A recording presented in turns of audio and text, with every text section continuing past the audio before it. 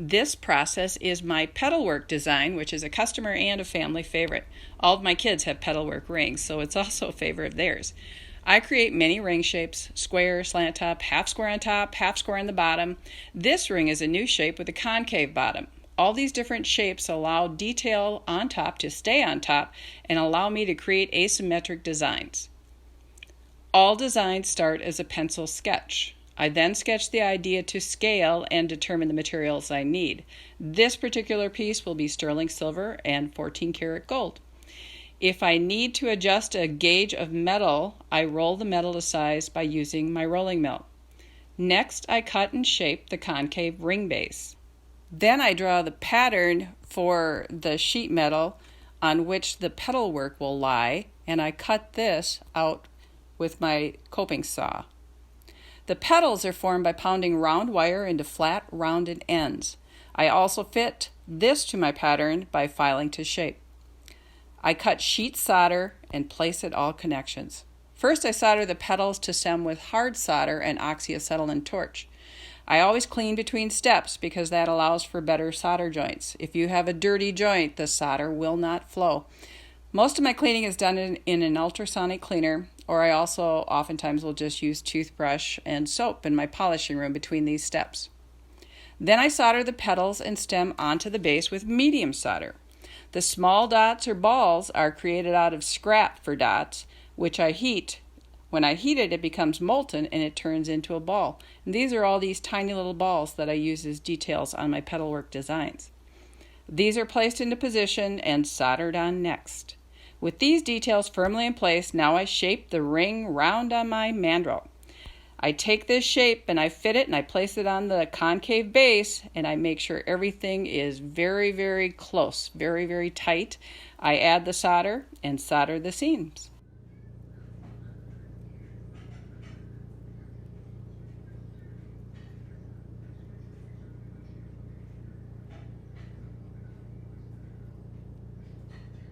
We now have our ring. Now it's time for touch-up before the polishing begins. I hand file and use my powered Dremel to grind unseemly bumps, solder, and edges, and then I move on to the polishing room. In the polishing room, first we go to my vibratory flow-through tumbler. This part of the process generally runs for about 24 hours. Again, I check up any newly discovered ugliness, which seems to mysteriously appear throughout these processes, and often hand buff with Tripoli. Next, we patina the metal. To color the metal, I heat it first, and then I add a chemical called Black Max, and this turns it black. After this, we take the pieces and go into the vibratory tumbler again, this time in pink media, which is a lesser grit. This process generally takes about 12 hours. This will remove the upper black and give the pieces some depth, and it also makes the petal work stand out much more. Next, we hand buff with Tripoli again, clean very thoroughly, and then we use rouge for one of the final glorious rich finishes. One thing I would like to stress: always maintain proper safety procedures.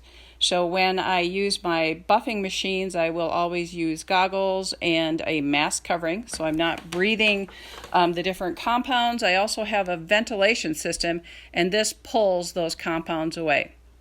Next, we move to my Rotary Tumbler, and I put my pieces in steel shot in this particular tumbler with burnishing compound. This process I usually run for about 6 hours. After this, I do a hand buff with rouge. I'll take my Dremel and I'll polish inside with a polishing disc, and then I do a final hand buff with a Shino polishing cloth. At this point, I'm ready to sign my piece, photograph it, and get it ready to market and sell. As so often happens, this idea leads into many new ones with many new gemstone options.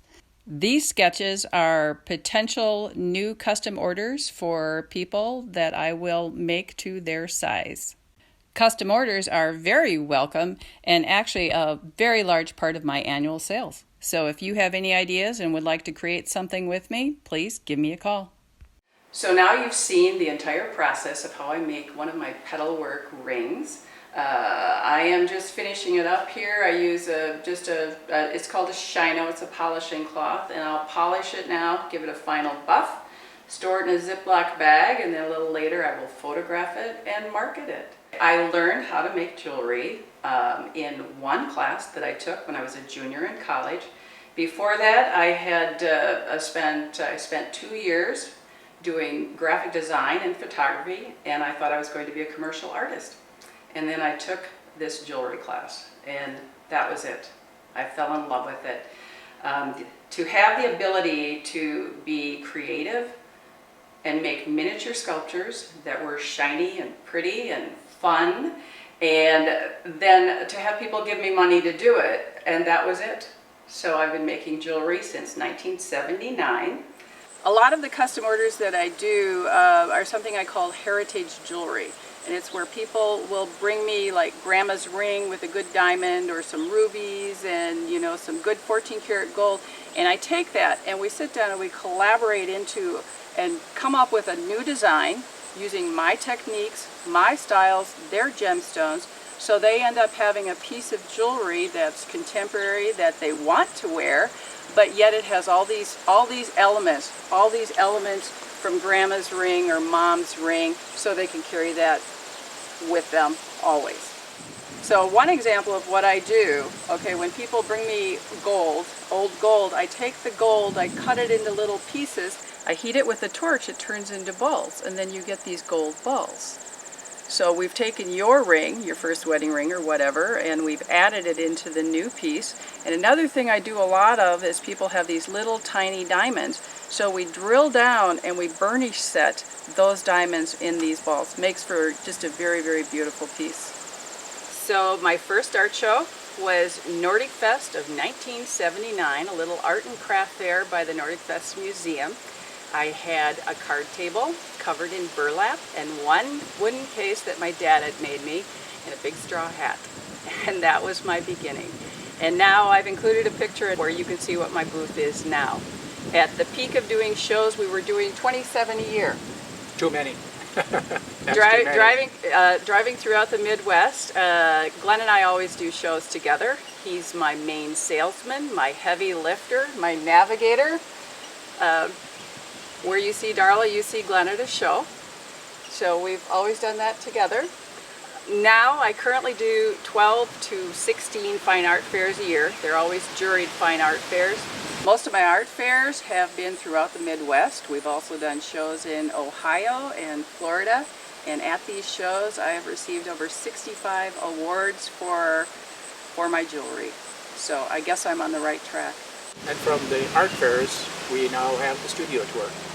When Darla and I were doing shows in the mid-90s, a group of artists from Wisconsin had started a studio tour that they were able to stay home and people came to their places. And we thought, well, geez.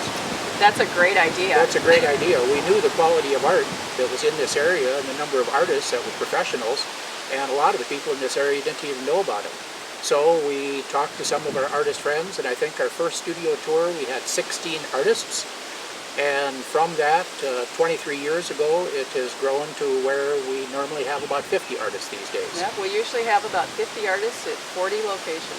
50 artists at 40 locations. And it's such a wonderful way. The mission of the studio tour has been and will remain being educating the public in how things are made, where they're made, and just giving a person a chance to see the actual studios, which it's real exciting for people as opposed to just going to an art fair and seeing your work in a showcase. And we get to stay home. And we get to stay home and they come to us. We love it. It's great. It's great. It's also one of our best shows of the year. And it is for every a lot year. Of artists. For a lot of the artists. And a lot of artists, it's the only show they do. It's the only show they do. Some artists, it's the only time they open their studios. We've been very proud to be able to showcase a lot of the artists in this area that are not out there doing shows the way we have been, and this has really turned into their one opportunity to be able to show and sell their work, and it's really worked well for everyone. We'd like to welcome you to come inside and take a look at Darla's studio gallery. Our idea and what came to be was we took our 1870s one-room red brick schoolhouse, which was our home, which is the wall right there. That's an exterior wall of our red brick schoolhouse. Our garage is over there, and we attached the two. So we roughly built a room the size of our original schoolhouse, but now this was all my gallery. When I built this, I also wanted to have space to show other people's work, which is what you see over there. Everything there is made by friends of mine that I've met on the art fair circuit, and I buy it, I bring it back here, and then I resell it to you. So when you come, there's more for you to see than just jewelry. You can buy pottery, you can buy glass, you can buy wood. I have many, many different forms of art here, and when I sell it, I go buy more. So I call this my Revolving Art Exhibit. We are open other times by appointment, so call us to set up a time and we welcome you to come visit us. During the studio tour, you can come all 3 days, 10 to 5, and it is a good time to come because that is the cleanest the studio gets. So that's our annual cleaning, and I hope someday, not this year unfortunately because of what's going on, but I hope someday that you can come visit us.